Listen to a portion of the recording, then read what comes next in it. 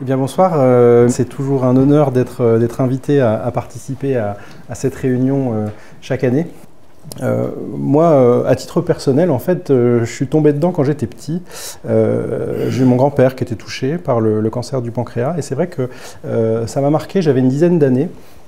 Et je me suis rendu compte qu'à 10 ans, on n'a peut-être pas la notion du temps, mais en tout cas, tout s'est passé très vite. Il n'a malheureusement pas pu être traité, il n'a pas bénéficié de traitement, de chirurgie, de chimiothérapie, ce n'était pas possible dans son cas. Et je sais que c'est quelque chose que j'ai redécouvert un peu plus tard, les années de médecine passant. Je me suis dit, mais mince, qu'est-ce que j'aurais pu faire?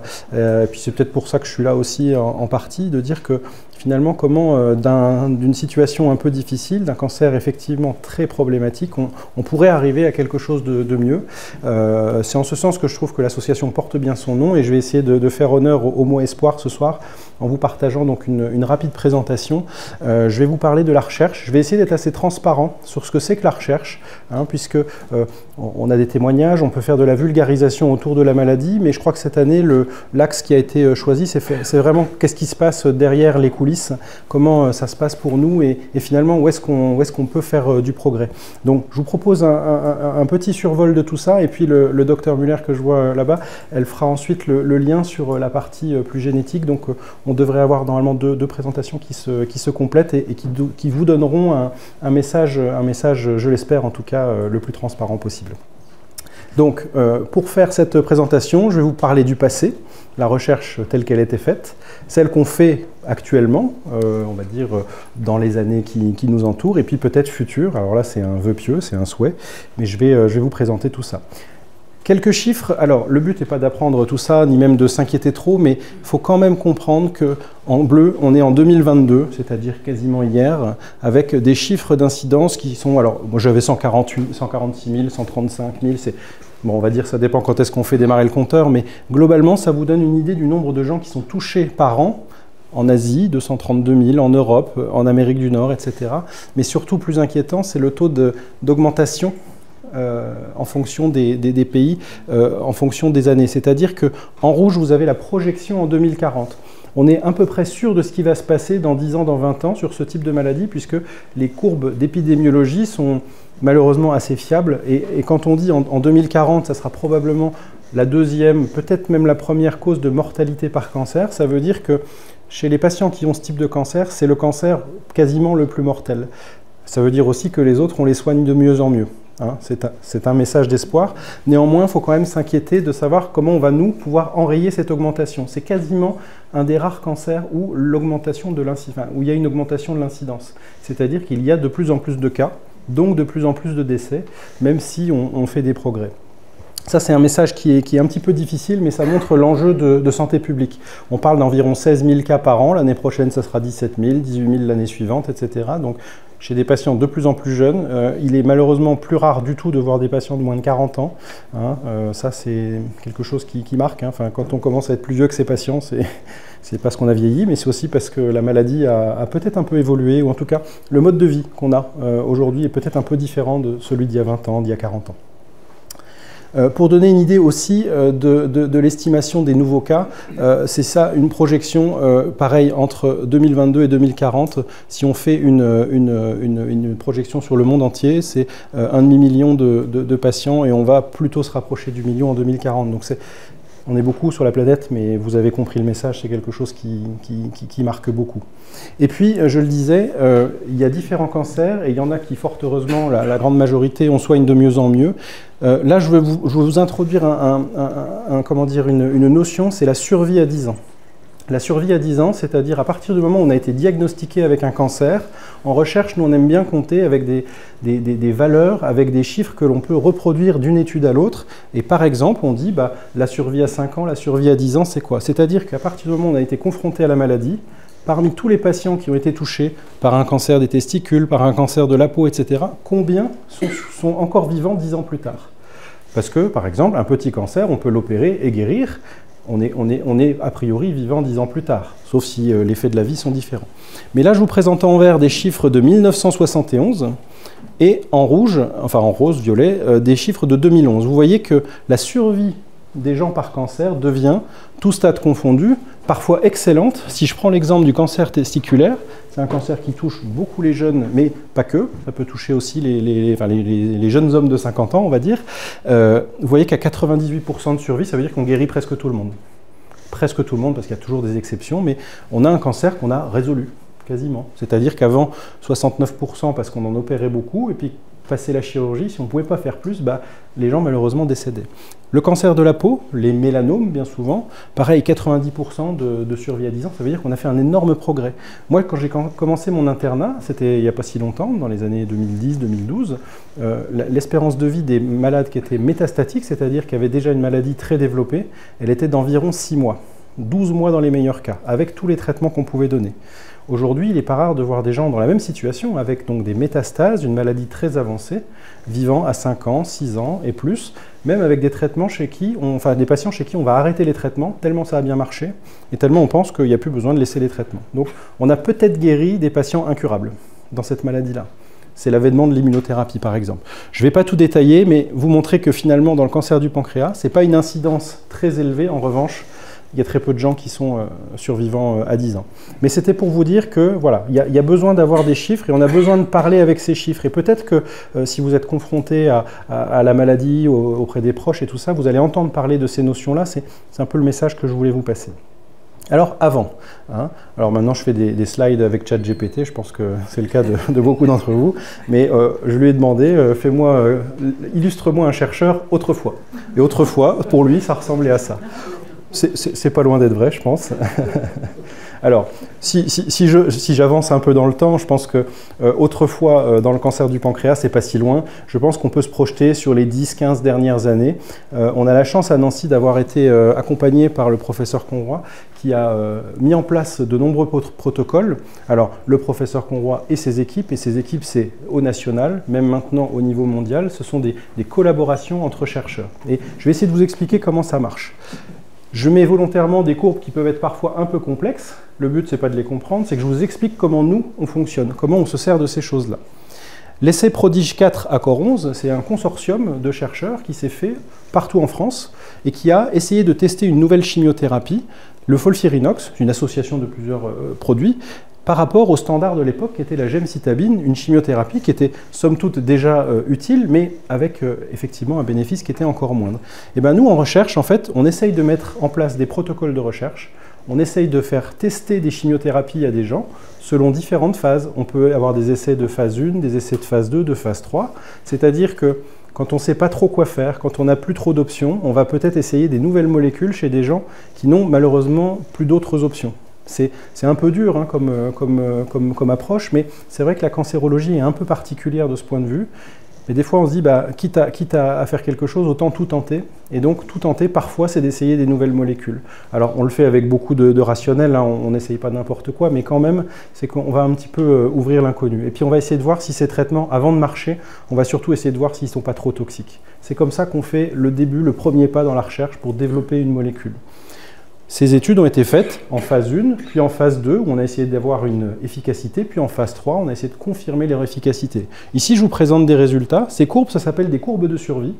Les courbes de survie, en fait, ça sert à montrer qu'un patient qui a bénéficié en jaune du FOLFIRINOX a une survie qui se rapproche du haut, donc qui est plus proche de 100%, il n'y a jamais 100% bien sûr, par rapport au standard de l'époque qui était rapidement, au bout de 3 mois, 6 mois, 9 mois, vous voyez la courbe dégringolée, c'est que en fait, les patients sont décédés, malheureusement, de leur maladie, malgré la chimiothérapie. Et donc, pour faire très simple, plus la courbe est en haut, plus le traitement marche. Et ça s'appelle une courbe de survie. C'est quelque chose qu'on utilise tous les jours et c'est quasiment notre maître mot pour évaluer un traitement.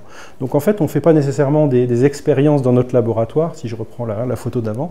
On a plutôt une approche de pouvoir mesurer les choses et de les quantifier. Si je reprends une étude qui est plus récente, là c'était 2011, on passe en 2018. Donc vous voyez, c'est pas si vieux.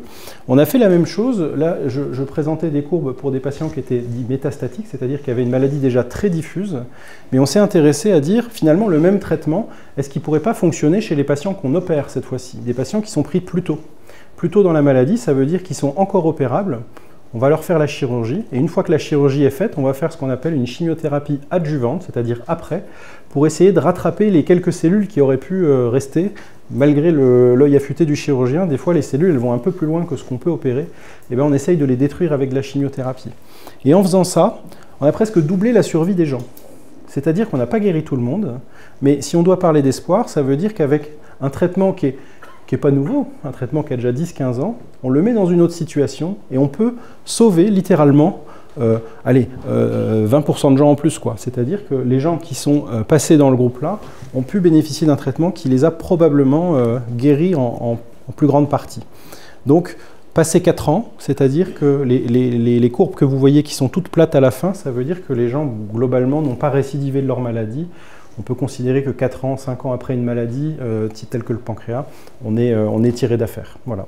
Donc, avec un peu de recherche, un peu de traitement, des molécules qui ne sont pas forcément très chères. Hein. Le FOLFIRINOX, pour vous donner une idée, c'est une quinzaine d'euros. Hein. On est bien loin des traitements à 3 000 € par mois. Alors, on en fait aussi, hein, mais c'est-à-dire que pour 3 francs 6 sous, j'ai envie de dire, on est capable aussi de faire de la belle recherche. Hein. Là, je vous parle de recherche académique, c'est-à-dire fait par des médecins dans des centres, bien souvent publics ou à vocation publique, et ce n'est pas du tout des molécules issues des laboratoires. Ça le fut à l'époque, mais il n'y a pas que la recherche des laboratoires. Donc voilà comment on fait. Et puis pour vous dire que par exemple la recherche ça peut commencer en disant eh ben, le FOLFIRINOX qui était si bien dans une situation, on pourrait essayer de lui ajouter une nouvelle molécule. Une nouvelle molécule, là je prends l'exemple d'une étude à laquelle on a participé à l'ICL, le mitazalimab, c'est une étude qui nous a permis de voir si une molécule, un anticorps monoclonal, un terme un peu technique, mais va essayer de renforcer l'efficacité de la chimiothérapie, c'est-à-dire qu'il va modifier l'environnement tumoral autour de la tumeur, autour des métastases, et essayer de les rendre plus sensibles à la chimiothérapie. Et puis on reprend notre bonne vieille chimiothérapie, le FOLFIRINOX, et on se rend compte, dans un essai de phase 1, c'est-à-dire un essai très expérimental, qu'on a des courbes de survie qui se sont nettement améliorées. Donc là, je vous fais le panorama de comment la recherche a évolué sur les 10-15 dernières années. Hein. Dit comme ça a l'air simple, malheureusement, on n'a pas toujours des succès. Parfois, on patauge, parfois les études sont négatives, mais là, je vous présente que des choses qui marchent. Donc cette étude, elle est très prometteuse, et donc on va probablement pouvoir l'ouvrir dès l'année prochaine. On va pouvoir en faire bénéficier les patients dès l'année prochaine, dans une étude de phase 3, qui va proposer ce traitement à un beaucoup plus grand nombre de gens, pour, je l'espère, confirmer les bons résultats qu'on attend. Alors maintenant, j'étais un peu ambitieux avec mon image, maintenant on est presque comme ça. Je vois le professeur Peffer froncer des yeux, j'ai presque les mêmes équipements dans mon hôpital, voyons.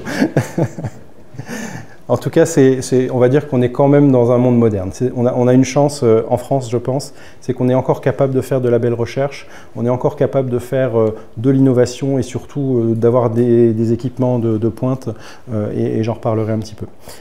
Alors, j'ai participé cette fois-ci à une étude, là j'en suis fier parce que c'est une étude que j'ai eu l'occasion de présenter à mes confrères. Quand on fait de la recherche, il y a le temps de la présentation pour les confrères, pour valider et confronter nos résultats scientifiques avant de les apporter au grand public quand il s'agit de valider les résultats et puis de faire bénéficier aux patients des traitements. Donc la confrontation, ça passe par des conférences.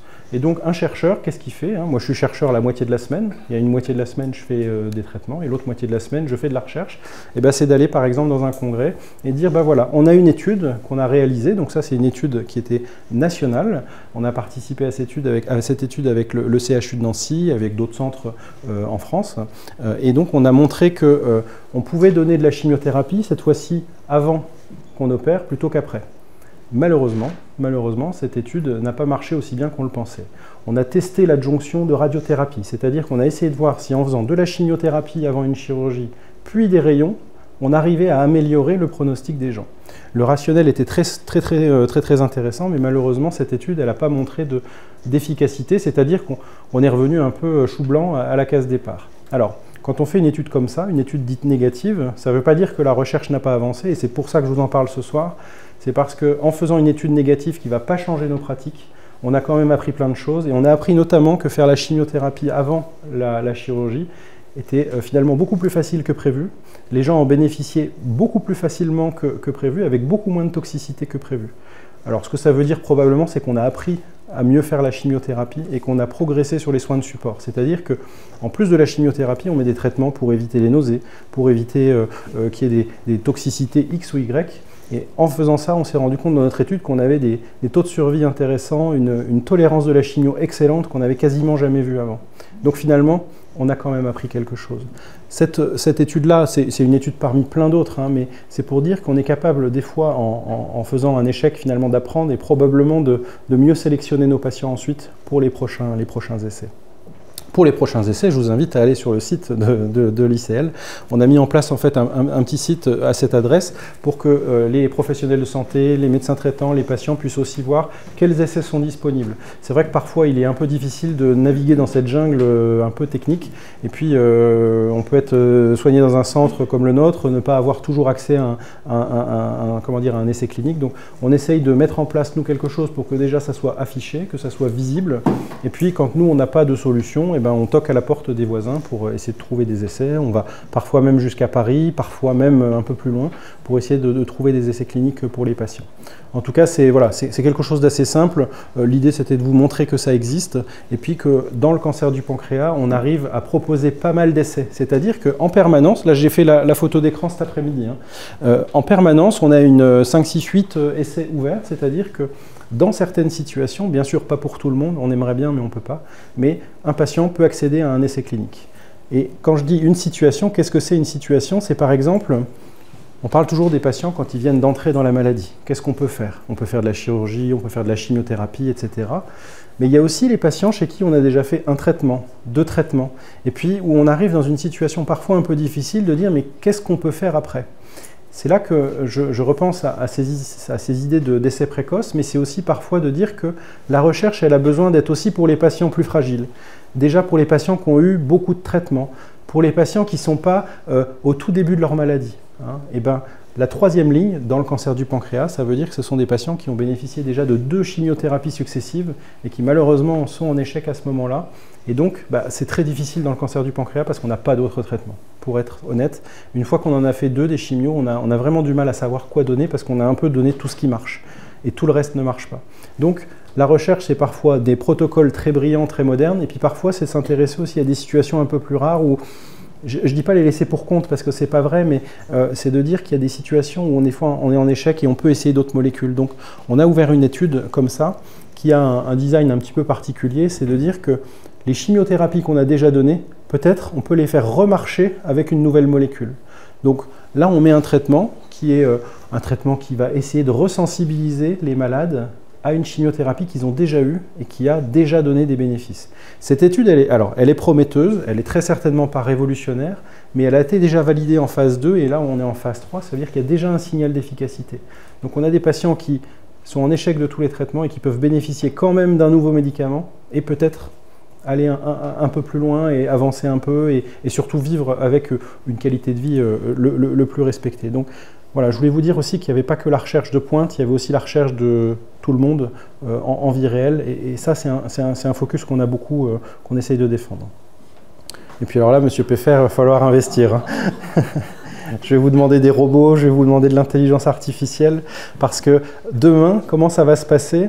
Eh bien demain, littéralement demain, c'est-à-dire à partir de la fin d'année, on va ouvrir un essai dont le nom est absolument technique et peu importe, mais on va ouvrir un nouvel essai qui va nous permettre, dans la 3e ligne aussi, d'essayer une nouvelle molécule qui est très porteuse d'espoir ici. C'est une thérapie qui va s'amuser à essayer de modifier le système immunitaire d'un patient pour le rendre à nouveau compétent vis-à-vis des tumeurs. Et ça, on peut le faire en l'associant avec de la chimiothérapie. Donc, en mettant une chimiothérapie classique avec une nouvelle molécule qui n'a même pas de nom. Elle s'appelle CBP501, c'est un nom de code, c'est vraiment le nom du laboratoire. On va peut-être réussir, et on a de bonnes raisons de penser que ça marche, on va peut-être réussir à, chez certains patients, modifier l'immunité pour que le système immunitaire remarche. Parce que on fait, vous, moi, tout le monde, peut-être 5 à 10 cancers potentiellement mortels par jour. Le système immunitaire est fait pour ça. Il corrige, il attrape les cellules, il les identifie, il les élimine. Et c'est quand ce système immunitaire, ainsi que d'autres événements se produisent, que le cancer peut échapper et survenir au sens où on l'entend. Mais notre système immunitaire est taillé pour ça normalement. cette étude va essayer de répondre un peu à cette question et on va, je l'espère, pouvoir en faire bénéficier les patients dès le mois de décembre. Donc ça, c'est un vrai challenge. Et puis si vraiment je devais parler d'espoir, je parlerais de cette étude.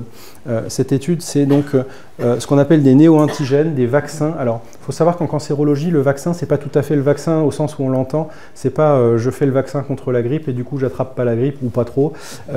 C'est pas tout à fait ça. Le vaccin en cancérologie, c'est plus, faut le voir comme comment dire, une thérapie immunitaire qui va nous permettre aussi de créer des défenses face à des tumeurs, un peu comme un vaccin, et cette fois-ci sur une maladie qui est soit déjà en place, soit peut-être maladie opérée qui va peut-être laisser place à quelques cellules résiduelles.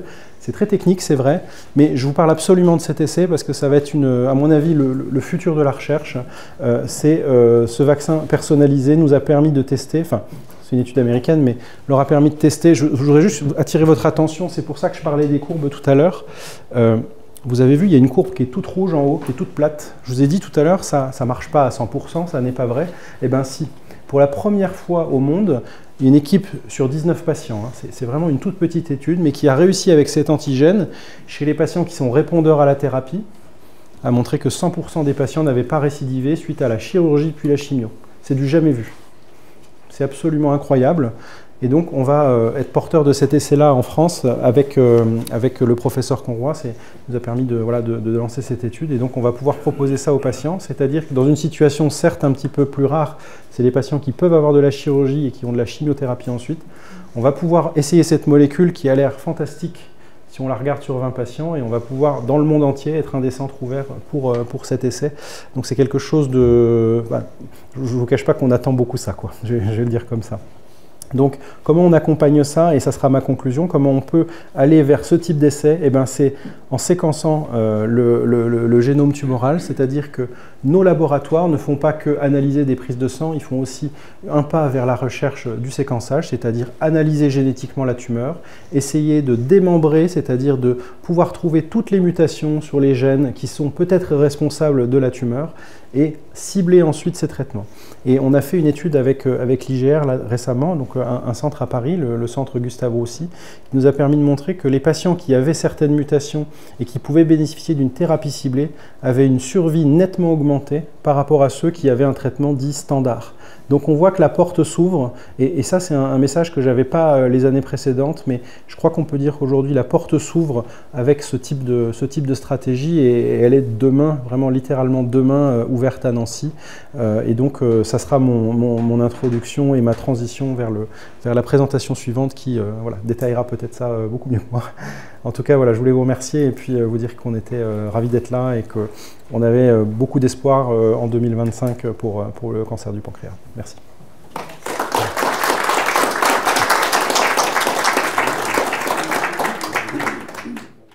On parle d'immunothérapie, mais c'est surtout quand le gène a modifié, mais qu'est-ce qu'il en est pour les personnes qui n'ont pas de mutation génétique? Alors, je répète, effectivement, il y a l'immunothérapie et il y a la notion de mutation. En fait, c'est deux concepts qui sont parfois complémentaires, mais l'immunothérapie, sur le papier, tout le monde pourrait en bénéficier. L'immunothérapie, c'est quand le corps se dérègle et n'arrive plus à bien gérer et à bien identifier les cellules malades. Malheureusement, dans le cancer du pancréas, les traitements d'immunothérapie dont on entend beaucoup parler sont absolument inefficaces. Et c'est pour ça qu'on essaye d'autres méthodes, parce qu'en fait, ce sont des cancers qui ne réagissent pas beaucoup, qui sont très pauvres en fait en cellules de l'immunité autour de la maladie. Et quand bien même on aurait le meilleur des traitements, il n'arriverait pas bien à diffuser auprès des cellules. Et puis la deuxième partie de la question, c'est quand il y a des mutations, là on parlera plutôt de thérapies ciblées. Les thérapies ciblées, par contre, elles arrivent assez bien à naviguer dans le corps entier. Le cancer du pancréas a assez peu de mutations. On va dire que 90% des cancers du pancréas sont difficilement accessibles à des thérapies ciblées, alors que les thérapies ciblées, c'est vrai que ça a révolutionné certaines maladies. Je pense au cancer, au mélanome dont je parlais tout à l'heure. C'est vrai qu'il y a eu un avant et un après thérapie ciblée, puis l'immunothérapie ensuite, mais on n'a malheureusement pas la chance dans le cancer du pancréas d'avoir ces cibles-là, parce que le cancer est fait de telle manière. C'est pour ça qu'il est très difficile, parce qu'il est absolument standard et très peu muté, qu'on a du mal à le cibler. Mais on est en train d'ouvrir cette porte-là parce que les médicaments avancent et il y a peut-être des révolutions à venir sur ces thérapies ciblées. Mais ça sera pour l'année prochaine, j'espère. Là, c'est un peu tôt pour en être sûr. j'ai l'impression que c'est quand même un peu une course contre la montre. Complètement. Malheureusement, il faut être tout à fait honnête, la maladie avance toujours beaucoup plus vite que la recherche. Et c'est la succession, et c'est aussi pour ça que c'est important de participer aux essais cliniques, c'est que le petit bout de chemin qu'on peut faire dans un essai clinique, même si à la fin l'issue est difficile, ça a apporté une connaissance de plus pour le suivant qui va être touché et qui va bénéficier du savoir des autres.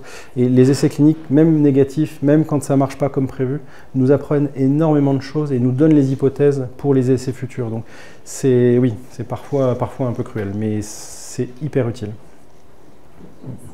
S'il vous plaît. Oui. Mais vous n'avez pas parlé de la radiothérapie en fait. Alors c'est vrai, la radio. Vous n'avez parlé que d'un sujet qui était Oui, je suis resté très branché sur les traitements, donc je n'ai pas parlé de la radiothérapie, je suis resté plutôt focalisé sur les traitements dits systémiques, c'est-à-dire les traitements qui se font par perfusion, par comprimé, qui vont dans le corps. Malheureusement, dans le cancer du pancréas, la radiothérapie a une place qui est assez restreinte, on le pensait qui était beaucoup plus grande, mais on a encore du mal à savoir quand est-ce qu'on peut irradier les patients, c'est-à-dire leur faire bénéficier d'un avantage. Il ne s'agit pas d'irradier pour irradier, il s'agit d'irradier pour améliorer le pronostic. Et donc il y a quelques indications dans lesquelles on peut le faire. Par exemple, s'il y a des lésions qui font mal, par exemple, s'il y a des lésions qui sont menaçantes. Là, on peut faire de la radiothérapie et c'est tout à fait indiqué. Tous les jours, on en fait. En revanche, dans le fait de dire j'irradie la tumeur pour essayer de la détruire ou de la stopper dans son avancée, ça malheureusement, c'est encore un peu décevant. Donc il y a quelques cas de figure où on peut se l'autoriser, notamment quand on ne peut pas opérer les gens, notamment quand il y a une tumeur qui est finalement bien contrôlée par les traitements. On peut essayer ces stratégies, mais chez tout le monde, la majorité des gens, il n'y aura pas l'effet escompté. Donc c'est encore un petit peu une niche. Merci. Je vous en prie. Statistiquement, vous opérez beaucoup de cancers du pancréas. Alors moi j'en opère 0 parce que je ne suis pas du tout chirurgien. Pour vous donner une ordre d'idée, les patients donc, sont opérés par le professeur Ayav au CHU de Nancy. De mémoire, il en fait, je dirais, 70-80 par an. C'est-à-dire qu'il y a 70 à 80 personnes, je ne sais pas s'il est là, mais il me corrigera, c'est l'ordre d'idée, qui peuvent être opérés d'un cancer du pancréas pour tout le bassin de population quasiment de la région. Ça veut dire que ça représente probablement 20% des patients. 20% des patients sont opérables, donc 80% des patients ne le sont pas et ne vont pas à la chirurgie. Mais voilà l'ordre d'idée sur le CHU de Nancy. Donc c'est voilà, tous les ans, ça représente, voilà, ça fait presque 2 patients par semaine, quoi. Selon la localisation de la tumeur, c'est ce qui donne une indication. Oui, un cancer de la tête ou le cancer de la queue. Tout à fait. Alors il y a une vraie différence. Alors le cancer de la tête du pancréas est souvent un cancer qu'on voit un peu plus tôt parce qu'il a des symptômes qui apparaissent vite. Alors le cancer du pancréas de manière générale est très silencieux très longtemps et très insidieux, mais quand on a la chance, entre guillemets, de pouvoir l'opérer, c'est souvent des cancers de la tête parce qu'ils ont été un peu symptomatiques avant. Ils ont par exemple entraîné une jaunisse, ils ont par exemple donné des symptômes. Malheureusement, les cancers de la queue du pancréas peuvent évoluer plus longtemps sans qu'on les voit et c'est vraiment au stade des douleurs, voire des métastases qu'on s'en rend compte et là souvent il est trop tard. Donc, on sait qu'il y a un bénéfice dans le cancer de la tête du pancréas, c'est-à-dire qui est situé plutôt au début du pancréas. Ils ont un pronostic qui est un petit peu meilleur parce que souvent on peut les opérer, plus souvent on peut les opérer que les cancers de la queue du pancréas, c'est-à-dire de la fin du pancréas. Mais oui, ça compte énormément. Donc on va croire, voilà, nous donner un petit peu d'espoir dans tout ce que vous nous avez présenté. J'espère qu'on aura aussi un jour des méthodes pour le détecter, pour le dépister. Ça, c'est vraiment un axe de recherche aussi. Oui. J'ai une question. Comment vous collectez du coup les cellules tumorales pour faire du séquençage? Il y a 2 méthodes qui sont assez simples. La première, c'est soit la biopsie. Quand on n'a pas opéré quelqu'un, par exemple, on peut quand même aller avec une endoscopie, aller avec la caméra, chercher à prendre une partie, à prélever une partie de la tumeur. Ou avec, par exemple, par voie radiologique, on peut dire que si on constate qu'il y a une métastase ailleurs dans le corps, par exemple dans le foie, on peut regarder avec l'échographie ou le scanner et aller prélever un bout. Il y a bien sûr les patients qui sont opérés sur lesquels on récupère la tumeur initiale, et ça, on va pouvoir le traiter au laboratoire et analyser les cellules. Ça, c'est la première technique, on va dire, c'est un peu la même chose. La deuxième, qui est beaucoup plus innovante et qui nous plaît beaucoup, c'est ce qu'on appelle la biopsie liquide. La biopsie liquide, c'est une prise de sang qu'on fait, j'en ai fait 2 cet après-midi, on fait ça à l'hôpital de jour, on fait une prise de sang sur lequel on va être capable de détecter et de séquencer tous les brins d'ADN qui sont issus de la tumeur, et ça on sait les reconnaître par rapport aux brins d'ADN qui circulent, qui sont eux normaux, et on va pouvoir isoler comme ça que les brins d'ADN qui, pense-t-on, appartiennent à la tumeur, et ensuite on les séquence. Ça, c'est beaucoup plus récent comme technique, puisque c'est vraiment beaucoup plus fin. Et la nouveauté dans les machines et les nouvelles technologies nous ont permis de savoir le faire, alors qu'avant, on était incapable de le faire. Donc aujourd'hui, c'est fait en routine. Je fais le prélèvement le mardi suivant, j'ai le résultat, quoi. Et on a fait une prise de sang. Ça, c'est probablement l'avenir dans pas mal de situations. Avec le séquenceur qui vous aide. Et tout à fait. Avec le séquenceur dont on est très très très fiers, parce que ça nous permet de séquencer beaucoup plus vite, beaucoup plus de malades. C'est peu de choses, mais c'est énorme en termes d'impact que ça peut avoir sur une file active en Lorraine. C'est-à-dire que ça démocratise, ça démultiplie l'accès à ces technologies qui avant étaient réservées à de la recherche. Aujourd'hui, tout le monde en bénéficie. Donc ça, c'est incommensurable comme progrès. On a la chance, entre guillemets, à Nancy, alors il y a d'autres villes qui ont bien sûr tout ça, mais je pense qu'on est quand même dans un bon chapeau de tête, ouais, grâce à ça.